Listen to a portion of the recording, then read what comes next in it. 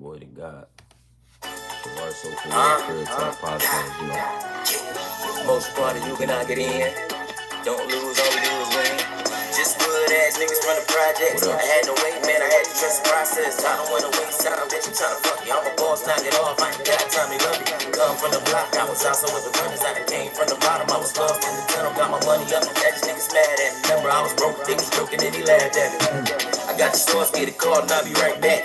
Knock it off, little boy, you ain't like that. Come on here, honey, I'll put you in the mic strap. Religious sir, the heat cool like an ice pack. Real motion is the shit that we get into. Call my brother from the west and he'll spin too. You can touch spend your money when the rent due. The new machine that I got, I gotta kick to it. Don't play with me for a son, you drown waist deep. Run through the chat with a betty like I'm Tyrese. Do you like the rings getting hit, setting up to me? There's a lot of things that I did that I can't speak. Pops getting fatter. Trust me, I had her. Stop all the capping, I'm not just a rapper. Shoot shit, NASA. Think you need a pamper. So much motion, I'm with it like the ocean. How you feel, how you feel, how you feel now?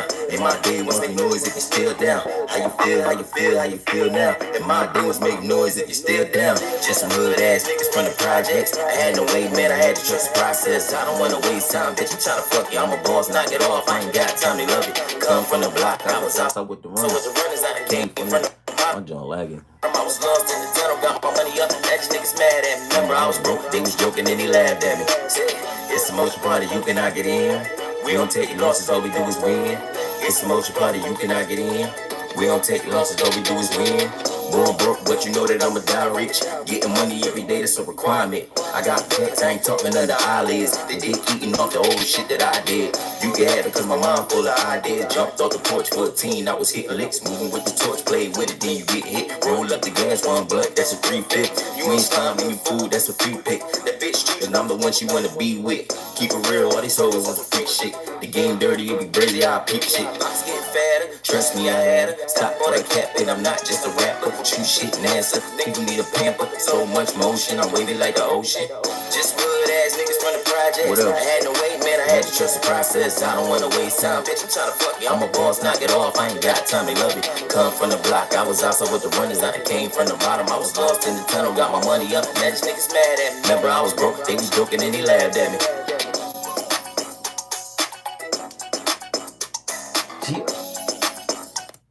You know what it is, man. It's your boy Shavar So for Real, also known as Religion of God in here. Team Captain, man, with another Crib Talk Live episode. I like to start it off with smooth vibes.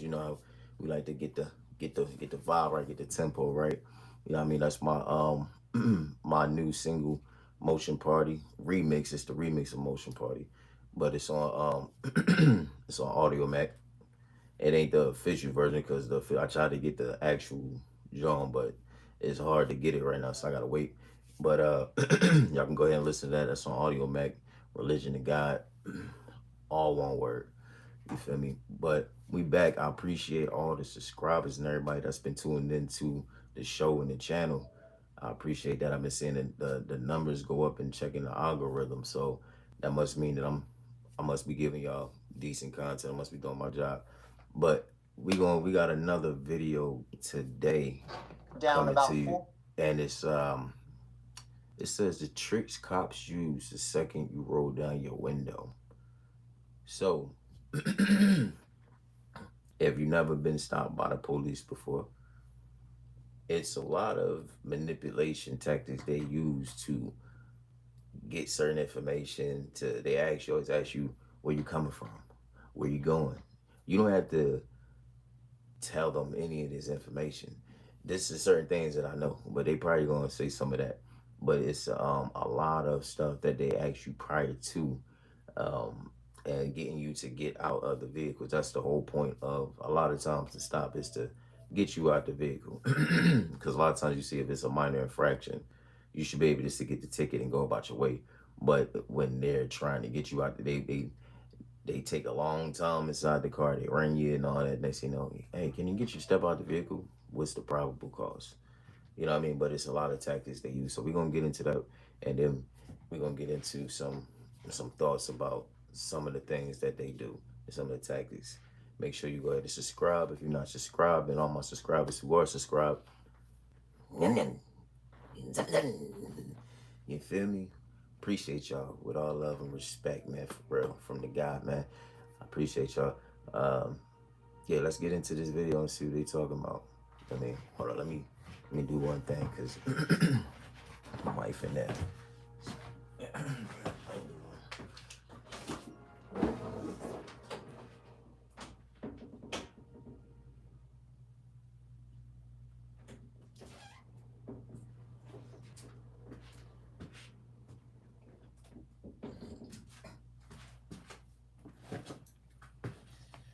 All right. Ooh, need some agua. All right, let's get into this. Then we're gonna leave some thoughts. 4 inches. The officer leans in, gives you an easy smile, and says, "Evening, how are you doing tonight?" Friendly, harmless, just a man being polite. And in that 1 second, a clock you cannot see just started running. Because what happens in the next 90 seconds is not a conversation, it's a test. A trained, scripted, rehearsed test that this officer has run hundreds of times on hundreds of drivers, and most of them never even knew they were taking it. By the time they figured it out, it was already too late. The admission was made, the yes was given, the car was searched, and the citation they expected turned into handcuffs they never saw coming. Here's the part that should make you sit up. None of those drivers were criminals. Most of them did nothing wrong. They just didn't know the rules of the game, and the officer was counting on exactly that. So in this video, I'm going to walk you through the 7 tricks an officer is trained to use. The second your window comes down in the order he'll use them, and I'll give you the exact work. Well, let's pause that real quick. So we got the friendly opener. Hey, how's it going today, buddy? Yeah, you know the reason why I pulled you over? So we got the friendly opener, of course. Then, yeah, that's it. Do you know why? Yeah, said that. And this is the one that I be wondering why. Where are you coming from? That question right there is a setup question. Because if you say anything like, "Oh, I'm coming from a bar. I'm coming from this. I'm coming from that," they automatically looking for a cause, a reason to search the vehicle. So if you say, "Oh yeah, where you just come from? You don't come from a bar. Oh, you was doing a little drinking today?" That's what they're gonna ask you. Nah, I was earlier. Oh, well, you mind taking a breath test? Because I was in that situation. I was chilling with some friends on my way home, got stopped. That's had sobriety check, and I didn't tell them I was near the bar, but it's bars on that strip. So they said, "Oh yeah, there's a lot of bars. You was partying?" I'm like, "Nah, it was just chilling." But I did have like a bottle of alcohol inside the car, but I wasn't drinking it. It was closed and all that, and I drink brown, so you know what I mean. But long story short, they did the sobriety check, passed it, whoop de whoop. But that question right there always seems to get them more probable cause to get you out the vehicle. Mind if I take a look? Number 4. Hands and window down. Number 5. Step out. Number 6. And the stall is number 7. Words that shut each one. Down cold, calm, firm, and polite.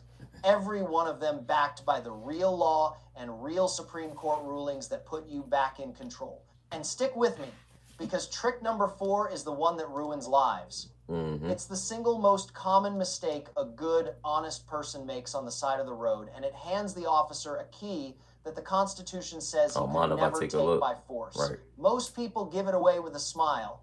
I'm going to show you how to keep it. Quick word before we start. This is legal education and commentary, not legal advice for your specific situation.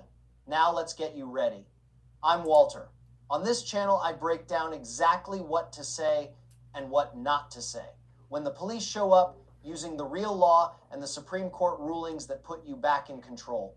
If that's the corner you want in your corner, do me one favor before we dig in. Tap subscribe. For a lot of folks over 50, This channel is the difference between knowing your rights and just hoping you have them. Know Your Rights. Shout out to Know Your Rights channel for giving us the video. Now, here's the thing you have to understand before we get to trick number 1. Everything an officer does in the first 90 seconds of a stop has a purpose. The friendly tone has a purpose. The questions have a purpose. Even where he stands has a purpose. He is not making small talk. He is building a case, gathering little pieces, one at a time, that he can write into a report later. Your job is simple. Stay calm, stay polite, comply with every lawful order with your hands, and give him nothing extra with your mouth. That's the whole game. Let's break it down. Trick number 1, the friendly opener.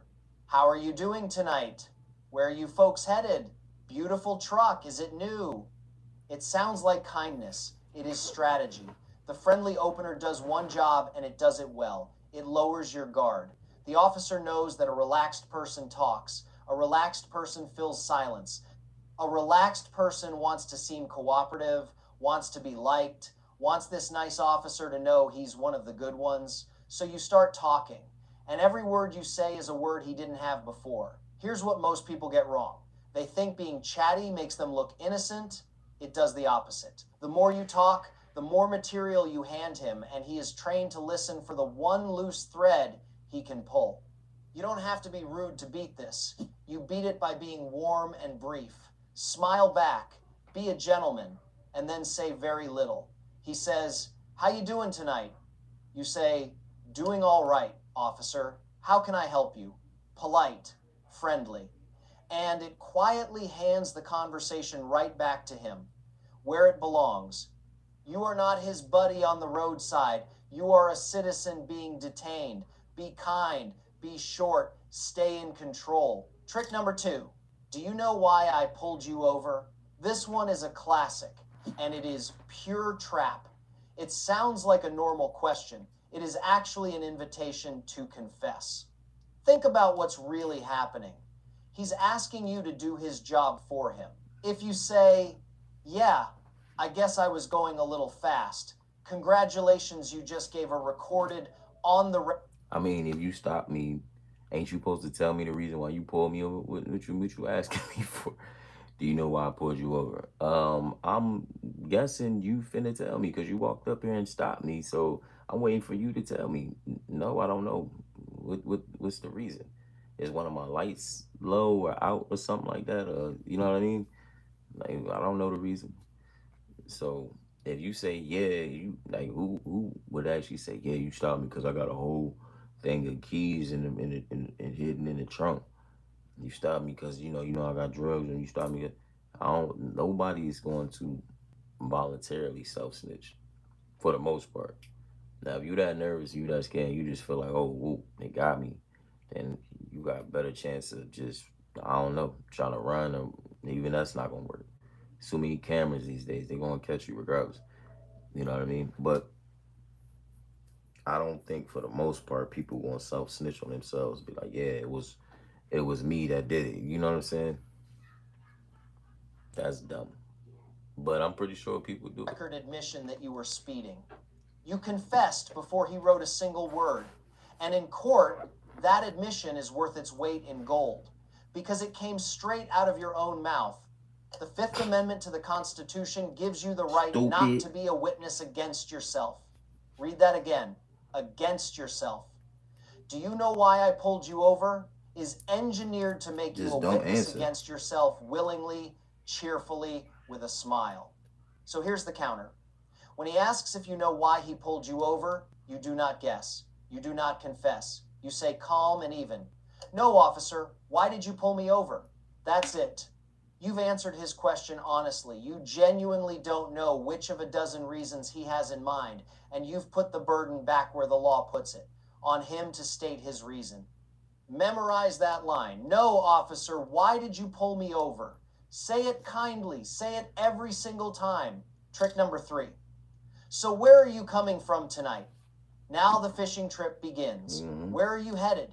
Where'd you start out? What were you doing over there? Who's that you're staying with? Notice what's happening.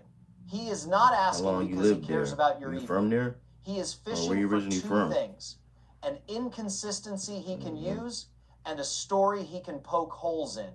If your answer doesn't line up perfectly with a passenger's answer, or with the time of night, or with the direction you're driving, he now has what he'll call, and I want you to remember this exact phrase because it shows up in report after report, inconsistent and evasive statements. That phrase is a brick. He's building a wall of reasonable suspicion, brick by brick, and you are handing him the bricks. Here is the law, plain and simple. During a traffic stop, you generally do have to provide your license, your registration, and your proof of insurance. Those are the documents the law requires when you choose to drive on public roads. But you are not required to narrate your life. You are not required to tell him where you've been, where you're going, or what you did there. Oh, let's stop right there. I think that's very important to acknowledge that a lot of people, and I see this all the time. We're going to flip it back around because I want to talk to y'all for a second. I see this all the time. So many people get stopped, and the first thing they do is just start panicking and start telling all this information. They don't just stop and just say, "Hey, I was at the store back in this plaza. Boom, I went to the store. Just coming from the store. That's it. Oh, okay. Keep it simple.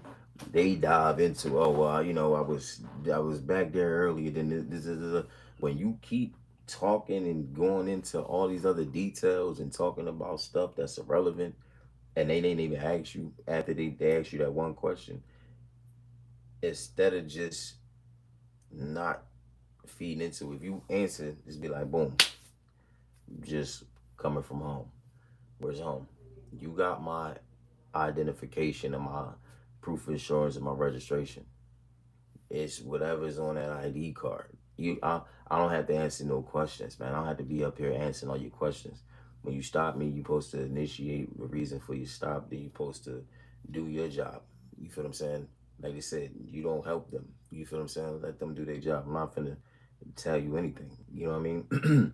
Don't matter where I'm coming from. What does that matter? What is you stop me for whatever you stop me for? What is back in the past or whatever I did prior have to that?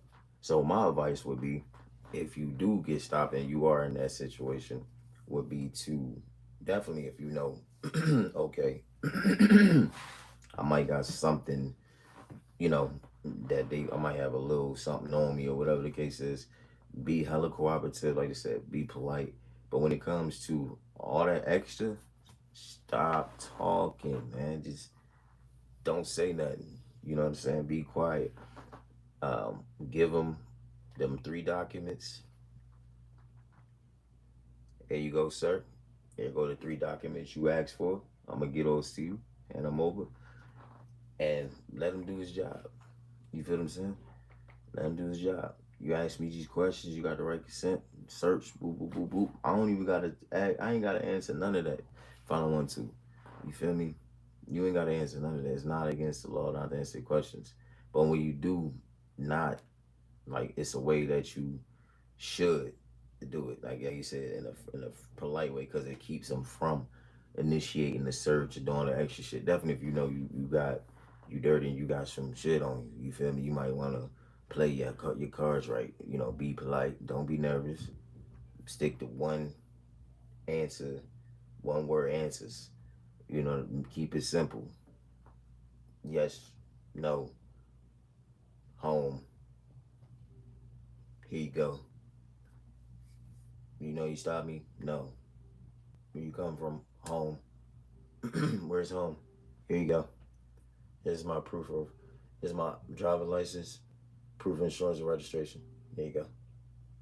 There you go, officer. Thank you. And just sit there. Come back, your mama, search the vehicle.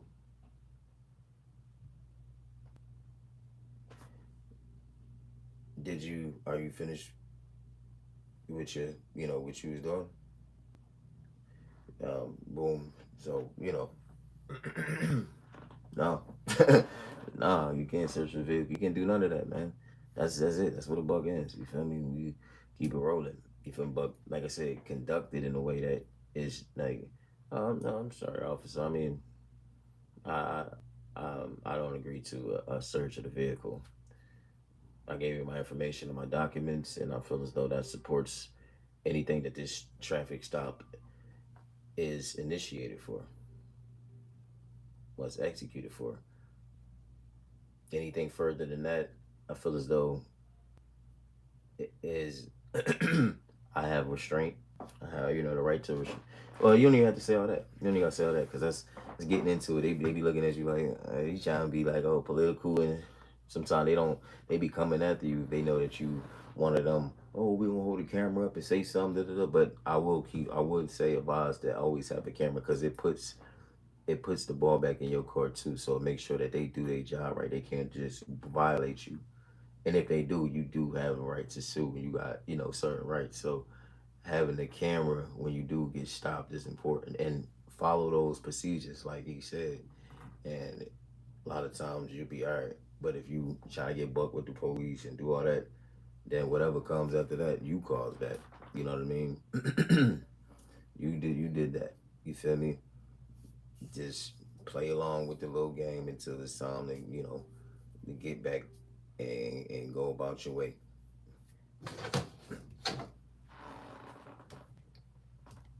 Supreme Court made clear, all the way back in the case of Berkemer versus McCarty in 1984, that ordinary roadside questioning during a traffic stop does not turn you into someone who has to answer every question he asks. So you hand over your documents, license, registration, insurance politely with your hands visible. And when the travel questions start, you have a single, respectful line that ends the fishing trip without a fight. Officer, I'd prefer not to answer questions. Am I free to go? Firm. Polite. Not rude, not hostile, not a lecture. Just a clear signal that the fishing trip is over. And here's what most people don't understand about that line. It does two jobs at once. It stops the oversharing and it forces a decision. Either he has a reason to keep you or he...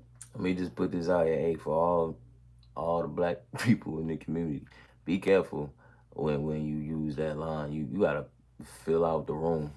Make sure the cop, if he on board, you feel me? Yeah. You might want to go ahead and get another sergeant, somebody call the police while you got the police, because sometimes you just got the wrong police that day. You just got the wrong one. They just looking for the smoke. Even if you ain't do shit wrong, they just try to find something.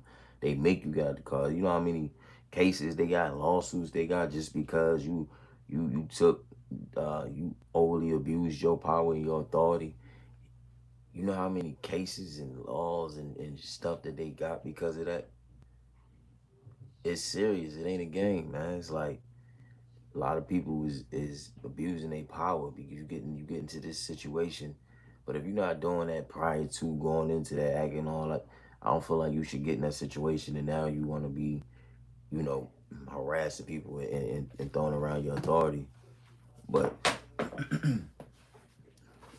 be careful if you get the wrong one. And it's a lot of them. There's way more of them than it is the ones who really, I'm not gonna say it ain't no good. It's good and everything, but I ran across a lot of bad ones. So just be careful. doesn't. We'll come back to why that question, am I free to go, is one of the most powerful 4 words you own. Trick number 4, and here it is, the one that ruins lives. He leans in a little closer, lowers his voice like he's doing you a favor, and says, hey, you don't have anything in the car I should know about, do you? Mind if I take a quick look? I need you to hear me very clearly right now, because this is the moment everything turns. This is the most important 60 seconds in this entire video. Under the Constitution, an officer cannot search your car just because he wants to. The Fourth Amendment protects you from unreasonable searches. To go through your vehicle, he normally needs one of 3 things: a warrant, probable cause, or, and this is the trap, your permission. Your consent and Warrant, probable cause, and your consent. 92% of drivers say yes. Who controls it? A judge. Facts and courts. You. Boy. Consent is the magic key. The moment you say, sure, go ahead, every protection the Fourth Amendment gave you no evaporates. Poof, gone. You just voluntarily handed him the one thing the Constitution said he could never take from you by force. Now he can go through your glove box, your trunk, your bags, under your seats, and anything he finds, anything, is fair game in court. Because you said yes. Here's the part that should make you angry. The Supreme Court has ruled in the case of Schneckloth versus Bustamante back in 1973 that the officer does not have to tell you that you have the right to refuse. He can ask for permission while standing there knowing full well you can say no, and he is under no obligation to mention it. And it gets worse. In Ohio versus Robinette in 1996, the court said he doesn't even have to tell you you're free to go before he asks. He can make it feel like you have no choice when the truth is you have every choice in the world. That's why this is the one that ruins lives. It ruins the lives of innocent people. Because a good, honest person thinks, I've got nothing to hide, so why not? Saying no makes me look guilty. That instinct, that decent, law-abiding instinct, is exactly what's being used against you. People consent to searches of cars they forgot had a pocket knife in the door, an old prescription bottle in the console, something a passenger left behind that they never knew about. And just like that, an honest person is in handcuffs over something they didn't even know was there. So here is the line. This is the most important sentence in this video. Memorize it like your name. Officer, I don't consent to any searches. Say it again with me. Officer, I don't consent to any searches. Calm, polite. No anger, no explanation, no apology. You don't argue. You don't justify. You don't say because I know my rights. You just state it clean and clear, and you stop talking. Saying no is not an admission of guilt. It is the single smartest, most lawful thing an innocent person can do, and the Constitution stands squarely behind you when you say it. Now, what if he pushes back?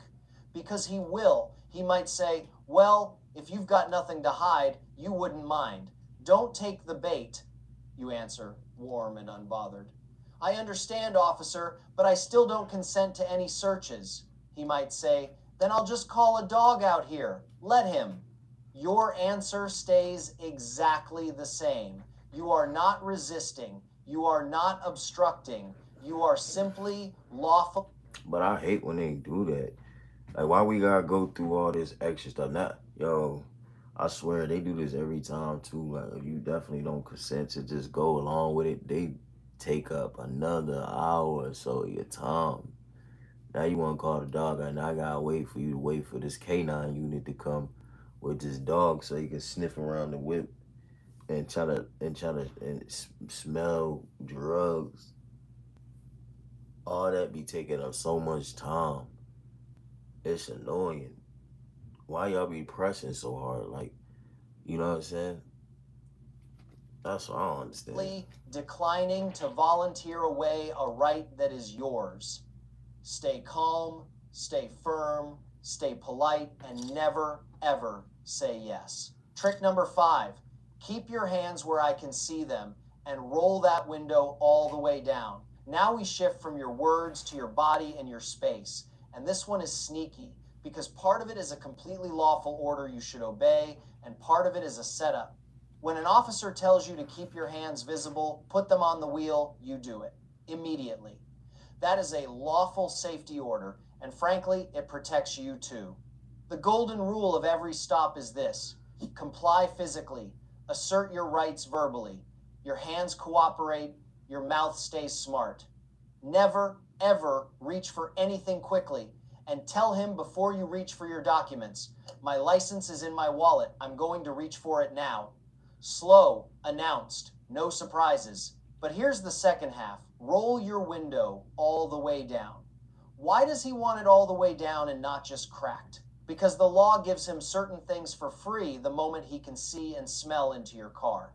If something illegal is sitting in plain view out in the open on the seat, he doesn't need a warrant or your consent to act on it. And historically, in many places, the smell of certain substances coming through that open window could be treated as probable cause to search the whole vehicle, no consent required. Now, here's where I have to be straight with you, because the law is changing fast on this. In states that have legalized marijuana, courts are increasingly ruling that the smell of it alone is not enough to justify a search the way it once was, but in other states it still can be. This depends heavily on where you are. So the principle is the same everywhere, even when the details differ. Don't give him plain view and don't volunteer anything. Keep your private items private and out of sight. Don't toss your bag on the passenger seat for the world to see. What he can lawfully see and smell, he can lawfully act on. So don't put your business on display. I ain't gonna lie, that's how a lot of people be getting caught up. Y'all got it sitting right there. You know what I'm saying? Everything right there. Like, you about to drop it off right now. Like, dude, put it up, man. You know what I mean? Like, I gotta move smarter. A lot of times y'all be getting caught. It be right there in the seat, on the side. They can see it.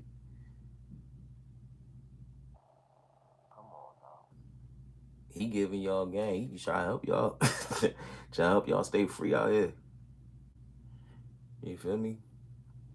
You better listen to this. And this is a white man. Y'all better listen up. He trying to help y'all stay free. He know how to wiggle and get up out that, you know what I'm saying? Out that jam. And if he tries to use what he sees as a reason to search, your line never changes. Officer, I don't consent to any searches. Comply with your hands. Hold the line with your words. Trick number 6. Do me a favor, step out of the car for me. A lot of people freeze on this one. They think, can he even make me do that? I haven't done anything. And I want to give you the honest answer, because the honest answer is what keeps you safe. Yes, he can. The Supreme Court settled this in the case of Pennsylvania versus Mims. In 1977, during a lawful traffic stop, an officer can order the driver out of the vehicle, period. He does not need a special reason. And 20 years later, in Maryland versus Wilson in 1997, the court extended that same power to your passengers. So when he says step out, you step out. Calmly, slowly, hands visible. You do not argue this one on the roadside. This is not the hill. But understand what stepping out is really for, because it is rarely just about getting you out of the car. It separates you from your vehicle and from your passengers, so he can question each of you alone and compare your stories. It gets you onto the pavement where he can watch you for the slightest sign he can write up as impairment. And very often, it's the opening move toward a pat down or a search. So here's the key thing most people miss. Stepping out of the car is not consenting to anything. Obeying a lawful order to exit does not mean you agreed to be searched, and it does not mean you agreed to answer questions. You can comply completely with your body and still say, the moment it comes up, I don't consent to any searches, officer. And if he separates you and starts the casual questions again, so where'd you say you were coming from? You already know your line. I'd prefer not to answer questions. Am I free to go? If he moves to pat you down, know this too. Under the case of Terry versus Ohio, way back in 1968, he can only frisk the outside of your clothing for weapons, and only if he has a reasonable, specific reason to believe you're armed and dangerous, not just a hunch, and not as an excuse to go digging for evidence. Don't physically resist a pat down, but you can say it out loud, clearly. I do not consent to this search. Let the record show it. Your fight is in the courtroom, not on the roadside. Trick number 7. Just sit tight, I'll be right back. This is the last one, and it might be the most important, because it's the one. Hold on, that's some real talk. Your fight is in the courtroom, not on the roadside. Think about that next time you stop. If you gotta go through a situation and they violate you anyway, as long as have it on camera or voice record, whatever you gotta do. You put the phone in your pocket and voice record the whole thing, whatever. You feel what I'm saying? So many different ways you can do things now. But your fight in the court, you don't want it down the side of that road. You feel me? Trying to resist and trying to get buck on the side of the road. Even if they do lock you up, you're gonna get bond. Depends on what you did.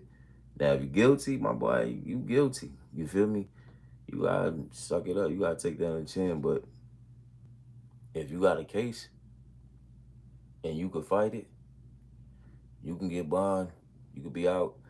You can fight it in the court, and they gonna pay you all that, extra back. You can sue them, boo boo. You feel what I'm saying? Be smart, cause you could help your family come up out of a situation like that just by you playing it smart instead of being a fool. So you gotta think about that. But that was real what he said. That's invisible. He hands back nothing, takes your license, and tells you to wait. And you wait, and you wait. 5 minutes, 10, 15. You start to wonder what's taking so long. Here is what's taking so long. He's stalling. He's running every check he can think of. He's calling for backup, and very often he's waiting on a dog, a drug-sniffing canine unit to come give your car a walk around. He's burning the clock on purpose, hoping that if he keeps you there long enough, something will turn up. And here is the rule that protects you, and you need to know it cold. In the case of Rodriguez versus United States, in 2015, the Supreme Court ruled that an officer cannot drag out a traffic stop longer than the time it reasonably takes to handle the reason he pulled you over, not without separate, reasonable suspicion of another crime. He can't just hold you on the side of the road indefinitely, fishing, waiting for a dog to show up, hoping to get lucky. The stop has a mission. When the mission is done, the stop is done. So how do you use that? You don't accuse him. You don't argue the case law on the roadside. You'll never win that fight there. Instead, at the right moment, you ask the 4 most powerful words you own: calm and respectful. Officer, am I free to go? That simple question does something crucial. It puts it on the record. Either he says yes and you leave, or he has to admit he's detaining you, which means the clock is now running against him, not you. Ask it politely. Ask it once. And if he says you're being detained, you go quiet and you wait it out peacefully. Now, I have to give you one last warning, and this ties the whole thing together, because going quiet only protects you if you do it the right way. You might think, fine. That's what I was saying. You gotta do it the right way. You gotta know how to maneuver, with people in life. You gotta be good with people, because sometimes just being bad with people will put you in a lot of bad situations. And I see so many people who are terrible with people. They end up in a lot of bad situations. So you just gotta be good with people, or know how to control certain emotions and different things to get out of, that situation. I'll just say nothing at all from the very start. Total silence. No. Be careful. In the case of Salinas versus Texas, in 2013, the Supreme Court dealt with a man who simply went silent during questioning, and the court allowed his silence to be used against him because he never clearly said he was invoking his right to remain silent. He just stopped talking. And that wasn't enough. So here's the lesson that ties every one of these 7 tricks together. To use your right to remain silent, you often have to speak up and claim it out loud. You don't just clam up and hope. You say it plainly. Officer, I'm going to remain silent, and I don't consent to any searches. Then you stop. That single sentence is your shield, and it only works if you actually raise it. So let me give you the one rule that beats all 7 of these tricks at once. Memorize this and you are ahead of almost every driver on the road. Comply with your hands, decline with your words, and fight it in court, never on the roadside. Your hands obey every lawful order. Your mouth gives nothing extra, consents to nothing, and stays calm and polite from the first second to the last. That's it. That's the whole game. Let's run the 7 back fast, so they... So, I think we all learned a valuable lesson, right? If you're on the road, and I'm saying this because it's a lot of it's a lot of people I be seeing in these situations, and they don't handle them very good. You feel me saying? You're not good at talking, and come on now, we gotta be honest. Nobody wants to talk to the police. I don't know one person who wants to have a conversation with the police unless they a family member, you work with them, you know, you the police. So, but mainly people, and not saying it ain't like it's a lot of people who, but you getting stopped, nobody really want to, you know, deal with that. So just try to handle it the best way you can handle it. Use these steps. Those 7 key steps can really help you get out of a situation that could turn into something that it don't need to be. And if you somebody who's been in these situations, this may help you get out of future situations. So now you know what to do in case you get stopped again. That's it for today's episode. Well, today's live. Still working on getting back into episodes. Like I said, we doing the lives again though right now. But make sure y'all tap in with me. I will be back on here tomorrow night, and bringing y'all some more content. And I appreciate everybody again. I said for the subscribers and the likes and everybody who's been tuning in and tapping into the music too. You can check me out on Audio Mac. You can check me out on all platforms. Religion to God. It's my name. And yeah, much love. God bless. Y'all be safe. Um, Health is wealth. You know, if you got kids, kiss your babies. You know what I'm saying? Stay positive and don't let the devil in. God is love.